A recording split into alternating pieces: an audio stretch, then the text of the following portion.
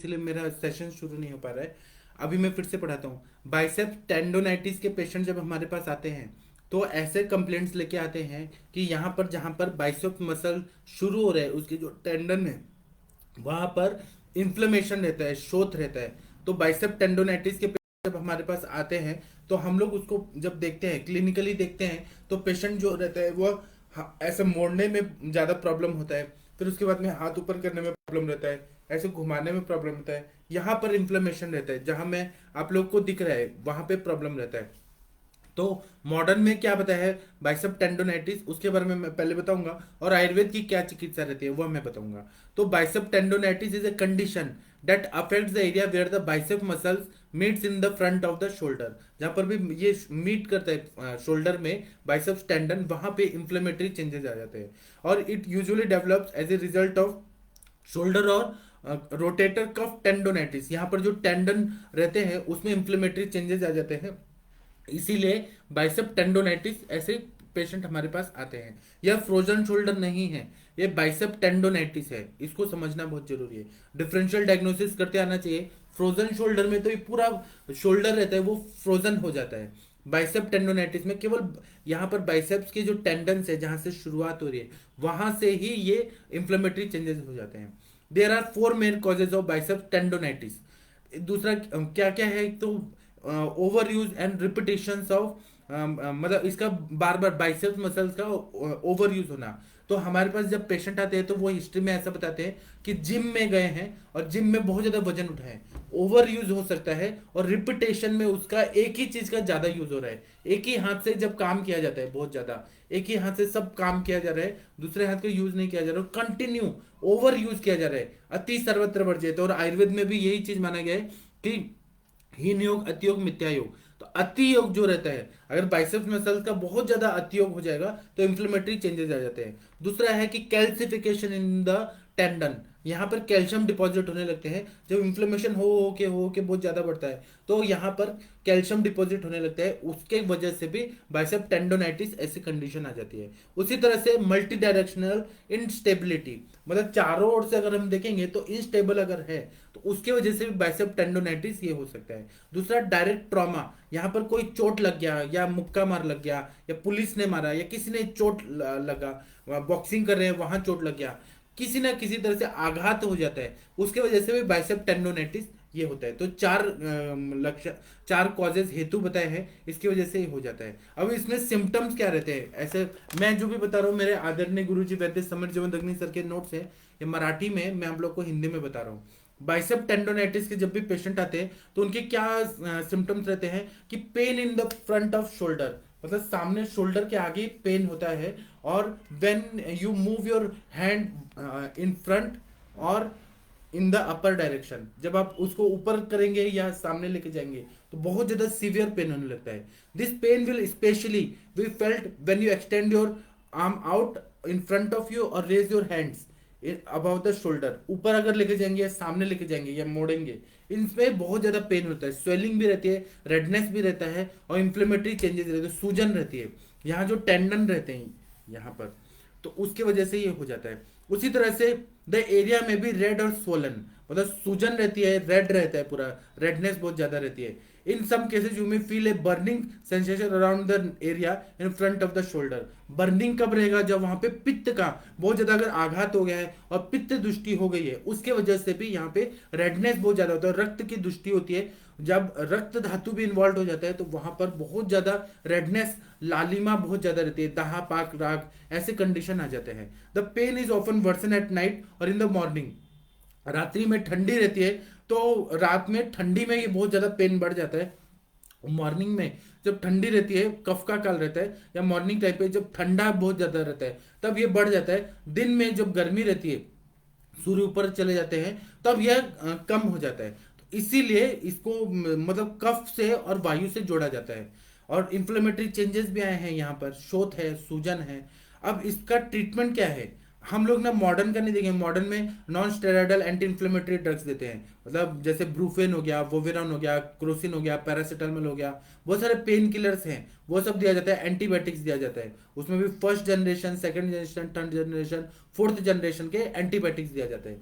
लेकिन उससे परमानेंट ठीक नहीं होता है, वो पेशेंट सालों साल दवाइयां लेते रह रहा है, वो ठीक होता है, सबसाइड होता है उसका पेन, पेन रिसेप्टर्स को ब्लॉक कर दिया जाता है, एंटी इन्फ्लेमेटरी ड्रग्स दिए जाते हैं, उससे ठीक होता है। लेकिन वह यहाँ पर वायु का प्रकोप हुआ है, पक्वाशय कटिशक्ति श्रोत्रासी स्पर्शनेन्द्रियम स्थानम वातस्य तत्रापि पक्वादन विशेषता।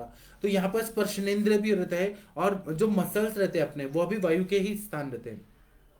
अब इसमें हम लोग आगे देखें, क्योंकि मूवमेंट सब मसल्स से ही होता है, मांसपेशियों से ही होता है। तो अब हम ट्रीटमेंट देखेंगे तो स्नायुगत वात की चिकित्सा करना है। टेंडन मतलब स्नायु, और रक्त के खर भाग से, रक्त के मृदु भाग से सिराएं बनती है और खर भाग से कंडरा और सिरा बनती है। अब यहाँ पर कंडरा है तो इसीलिए कंडरा और स्नायु बनते हैं, तो रक्त के खर भाग से, तो यहाँ पर रक्त की चिकित्सा करनी है हमें, क्योंकि तो इसीलिए रक्त पाचक देना पड़ेगा। और स्नायुगत वात इसकी चिकित्सा करना पड़ेगा, और अभिघात की चिकित्सा करना पड़ेगा, फिर बृहण काम करना पड़ेगा, और मर्म चिकित्सा करना पड़ेगा। मर्म चिकित्सा के जो श्रेष्ठ चिकित्सक है, एक्सपर्ट है, जैसे डॉक्टर नवीन जोशी सर और उनके स्टूडेंट्स है, वो लोग इस पे बहुत अच्छा कर सकते हैं। मैं अभी केवल युक्ति व्यपश्य चिकित्सा में क्या क्या मेडिसिन देते हैं उसके बारे में मैं बताऊंगा। तो स्नायुगत वात है, और अभिघात है, अभिघात जन्य वात है, शोथ है, और दूसरा यहाँ पर बृहण कार्य भी करना है। तो कौन कौन से कषाय कल्पना का प्रयोग कर सकते हैं, वो मैं एक गाइडलाइन दे रहा हूँ, बाकी तो आप लोग श्रेष्ठ चिकित्सक हैं, आप लोग इसमें से कोई ना कोई चूज करके निकाल ही लेंगे। तो इसमें महारासनादि कषायम 45 ml सुबह, 45 ml शाम को, खाने के पहले या बाद में आप चूज करिए। अगर अपान वायु पे काम करना है और इस पे भी काम करना है तो आपको खाने के पहले देना पड़ेगा। अगर खाने के बाद देंगे तो व्यान व्यान काल में और उदान काल में वो काम होता है, तो बहुत अच्छा फायदा होता है। उसी तरह से मर्म मुस्तादी कषायम 45 ml सुबह, 45 ml शाम को, खाने के बाद अगर दे दिया जाए तो बहुत अच्छा फायदा होता है। इसी तरह से धानवंतरम कषायम, इसका प्रयोग, ये सारे मेडिसिन के नाम याद रख लीजिए, इसके कंटेंट्स और कैसे काम करते हैं वो मैं बाद में लेक्चर में बताऊंगा। तो धानवंतरम कषायम है 45 ml सुबह, 45 ml शाम को, खाने के बाद अगर दे दिया जाए तो बहुत अच्छा काम करता है। इसमें इसी तरह से रासना पंचक कषायम, इसका प्रयोग खाने के पहले, खाने के बाद में। आप लोग ये डिसाइड करके अपान वायु पे काम करना है, व्यान पे काम करना है। मेन यहाँ पर व्यान वायु का ही कार्य गड़बड़ा रहा है, इसीलिए यहाँ पर हमें खाने के बाद देना चाहिए, व्यान और उदान में दोनों खाने के बाद में देना चाहिए। उसी तरह 45 ml सुबह, क्योंकि उतना साथ में रहता है, पैलेटेबिलिटी देखते हैं कि उतना तक 45 ml तक पेशेंट पी सकता है। इसके बाद में कुछ गुलिकाएं हैं जो बाइसेप टेंडोनाइटिस में काम करती है, जैसे कि लाक्षा गुगुल है, वो संधान कार्य करती है, एंटी इंफ्लेमेटरी एक्शन रहते हैं, जोड़ती है, और वहां पे जो शोथ है, सूजन है, उन सबको ठीक करता है। तो इसलिए आप लाक्षा गुगुल, आभा गुगुल, दो दो गोली सुबह शाम हम जब देते हैं तो बहुत बढ़िया काम होता है। इसी तरह से हम लोग जो इन्फ्लेमेटरी चेंजेस हैं तो उसमें हम लोग क्या देते हैं, सूक्ष्म त्रिफला और एकेटी देते हैं, अमृता गुगुल, कैशो गुगुल, त्रिफला गुगुल, तो यह ना जल्दी जल्दी रिकवर हो जाता है। इसी तरह से हम इसमें कुछ पेन किलर, आयुर्वेद की पेन किलर दवाइयां, आम का भी पचन करना है, वायु का भी शमन करना है, तो इसीलिए हम लोग क्या करते हैं, तो इसमें हम लोग महायोगराज गुगुल, त्रयोदशांग गुगुल, योगराज गुगुल, पंचतिक्त घृत गुगुल, ऐसे जो गुगुल कल्पना है वह देते हैं, तो पेशेंट को बाइसेप टेंडोनाइटिस से जल्दी जल्दी रिकवरी हो जाता है। अब आपका मेडिसिन अच्छा क्वालिटी का होना चाहिए, तभी ये मेडिसिन जल्दी जल्दी काम करता है। इसी तरह से कुछ लेप लगाया जाता है, तो इसमें नागरादि लेपम है, और करुत्थवत्तु इस तरह का एक लेप आता है, साउथ इंडिया में बहुत मिलता है, सहस्त्रयोगम में इसके बारे में बताया है। करुत्थवत्तु ऐसे करके एक आता है लेप, उसका लेप लगाते हैं। और नागर आदि लेपम है ना, उसमें नागर मतलब शुंठी, तो शुंठी का लेप लगाते हैं नागर आदि। ऐसे ही वात शामक और एंटी इंफ्लेमेटरी, उसमें सारे मेडिसिन है, ड्रग्स है, उसको हम पानी में घोल के, गर्म पानी में घोल के और लेप लगा देते हैं, तो इससे बाइसेप टेंडोनाइटिस पूरी तरह से ठीक हो जाता है। इसी तरह से कुछ तेल पीने के लिए देते हैं जिसमें संधान करने का गुणधर्म होता है, तो उसमें गंध तेल, धानवंतर तेलम, और 101 आवृत्ति वाला जो धानवंतर तेलम है वो अगर हम पीने के लिए देते हैं, धानवंतर तेलम जो 101 आवृत्ति वाला है वो 10 ड्रॉप्स पीने के लिए देते हैं, गंध तेल 10 ड्रॉप्स दूध के साथ और गर्म पानी के साथ देते हैं, तो गंध तेल से वो जल्दी जल्दी हील हो जाता है। इसी तरह से तेल से मसाज करना है, अभ्यंग करना है, तो उसमें काया तिरुमणि तेलम करके एक आता है, उसको कोष्ण करके और उससे मसाज करने से बहुत अच्छा फायदा होता है। उसी तरह से मुरिवेणा तेलम, मुरिवेणा तेलम से भी अगर कोष्ण करके मसाज कर दिया जाए तो बाइसेप टेंडोनाइटिस में बहुत अच्छा काम करता है। इसी तरह से वासवु एनआई, करके एक मेडिसिन आता है, साउथ इंडिया में बहुत ज्यादा फेमस है, उसका अगर कर दे तो बहुत अच्छा फायदा होता है। गंध तेलम को कोष्ण करके उससे मसाज कर दिया जाए तो बहुत अच्छा फायदा होता है। अगर बाइसेप्स मसल्स में बहुत ज्यादा स्टिफनेस है तो हम लोग कोट्टम चुक्क्यादि तेलम, इसको ना गर्म करके कोष्ण करके और मसाज करते हैं, अभ्यंग करते हैं, उसके बाद में नाड़ी स्वेद देते हैं या फिर उपनाह स्वेद करते हैं, बहुत बढ़िया काम करता है। इसी तरह से बाइसेप टेंडोनाइटिस ऐसा कंडीशन जब आता है तब हम लोग महानारायण तेल उससे कर सकते हैं, महाविषगर्भ तेल, फिर उसके बाद में चंदन बला लाक्षादि तेल, बला लाक्षादि तेल, अश्वगंधा बला लाक्षादि तेल, ऐसे बहुत सारे अलग अलग दवाइयां हैं, उनका प्रयोग हम लोग करते हैं। तो उससे क्या होता है कि जितना हम लोग तेल करेंगे, तेल से मसाज करेंगे, उतना सॉफ्टनेस आएगा। और स्नायुगत वात की चिकित्सा करना है, ब्रीहण भी करना है। अब इसमें कुछ कुछ ना और भी मैं बता रहा हूँ, तो इसमें हम लोग को क्या क्या करना है, तो पथ्य पथ्य में है कि आइस लेके लोग ना, एलोपैथी के डॉक्टर्स बोलते हैं कि आइस का वो जो रहता है क्यूब, उससे आप करिए, उस वो करना नहीं है, वात का प्रकोप और हो जाता है। उसी तरह से मतलब अगर एक्यूट कंडीशन है तब आप करेंगे तो थोड़ा पेन सबसाइड होगा, लेकिन ज्यादा करेंगे तो शोथ और वायु और ज्यादा प्रकोपित हो जाता है। इसी तरह से इमोबिलाइजेशन और बैंडेज करते हैं ताकि वो ज्यादा मूवमेंट ना हो, नहीं तो और इन्फ्लेमेशन बढ़ जाएगा। तो आप प्लास्टर लगा दीजिए या फिर अपना उसको ऐसे गले में कुछ लगा के बांध के और ऐसे रखिए 7 दिन तक। उसी तरह से शोल्डर को एक्सरसाइज करके स्ट्रॉन्ग करना है। इसी तरह से उसको हाथ को ऊपर ज्यादा उठाना ये अवॉइड करना है। अगर तुरंत एक्यूट फेज में हम लोग करेंगे तो और ज्यादा इंफ्लेमेटरी चेंजेस आ जाएगा। अब इसके साथ में हम लोग और क्या दवाइयां दे सकते हैं, तो रस कल्प में महावात विध्वंसक रस ये हम दे सकते हैं, वात गजांकुश रस दे सकते हैं, समीर गज केसरी रस दे सकते हैं, बहुत बढ़िया काम करता है। फिर अगर स्वर्ण कल्प में इसमें काम करना है तो वृहत्वाद चिंतामणि रस, त्रैलोक के चिंतामणि रस बहुत बढ़िया काम करता है। अगर वहां पे ब्रीहण करना है तो स्वर्ण मालिनिवसन, स्वर्ण मकर ध्वज इसका प्रयोग करते हैं। फिर वहां पे अगर इन्फ्लेमेटरी चेंजेस बहुत है और रक्त धातु पे काम करना है तो ताप्यादि लौ, फिर उसके बाद में रक्त पाचक ये दवाइयां देते हैं, तो बहुत बढ़िया काम करता है। और बाइसेप्स मसल्स को स्ट्रॉन्ग करना है तो अश्वगंधादि तेल ये करके एक तेल आता है, मार्केट में मिलता है, अश्वगंधादि तेल को कोष्ण करके और उससे मसाज करना है। जितना मसाज करेंगे उतना बाइसेप्स स्ट्रांग हो जाते हैं। तो ये आयुर्वेद की चिकित्सा है। आप लोग को कोई भी प्रश्न है तो आप लोग पूछ सकते हैं। छोटा सा बीमारी है, छोटा प्रॉब्लम लेके पेशेंट आते हैं, लेकिन इसका इम्पैक्ट जो रहता है बहुत ज्यादा खतरनाक रहता है। और जिम में जाने वाले लोग या फिर जो लोग कभी कोई ट्रैवलिंग कर रहा है और ट्रैवलिंग करते करते कार खराब हो गया और फिर उसको वहां पे कुछ काम कर रहे हैं, कुछ वजन ज्यादा उठा दिया, तो उसके वजह से बाइसेप टेंडोनाइटिस के पेशेंट बहुत मिलते हैं। ज्यादा वजन उठाना या ओवर यूज करना, उसके वजह से यहाँ पे इंफ्लेमेटरी चेंजेस आ जाते हैं। मेरे पास तो बहुत सारे पेशेंट ऐसे ही आए जो जिम में गए और जिम में उन्होंने काम करना शुरू किया, वजन उठाना शुरू कर दिया और वो अचानक ही बिना ट्रेनर के गाइडेंस में करने लगे, तो बाइसेप टेंडोनाइटिस करके उनका कंडीशन हो गया।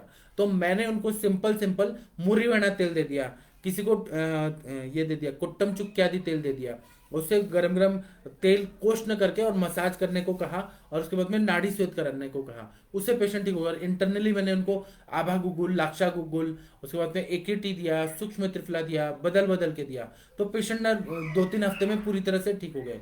तो इसी तरह से आप लोग भी योजना कर सकते हैं। आप लोग श्रेष्ठ चिकित्सक हैं। किसी किसी को महारासनादि क्वाथ का अनुपान देना पड़ता है, किसी को अग्निमंद है तो मृत्यु का रिष्ट, फिर उसके बाद में द्राक्षा रिष्ट, दशमूला रिष्ट, ऐसे बहुत सारे दवाएं देना पड़ता है। अगर पित्त का भी इन्वॉल्वमेंट है, हाइपर एसिडिटी भी हो रही है, तो सारिवाद्यासव, उशिरासव ये देते हैं, सुशेखर रस, मतलब साथ में पित्त को भी शमन करना है, वायु का अनुलोमन करना है। कफ का अगर उसमें रहता है, सर्दी खांसी रहता है तो कफ केतु रस, फिर श्रृंगाब्र रस, फिर उसके बाद में श्वास कुटार, चंद्रामृत रस, वो सब देते हैं। लेकिन मेन बाइसेप्स को स्ट्रॉन्ग करना है और टेंडन्स को भी मजबूत करना है, इसलिए रक्त पाचक और ताप्या दिलो, नवायस लो और रक्त धातु पे काम करने वाली दवाइयां दिया तो रीजनरेशन होता है।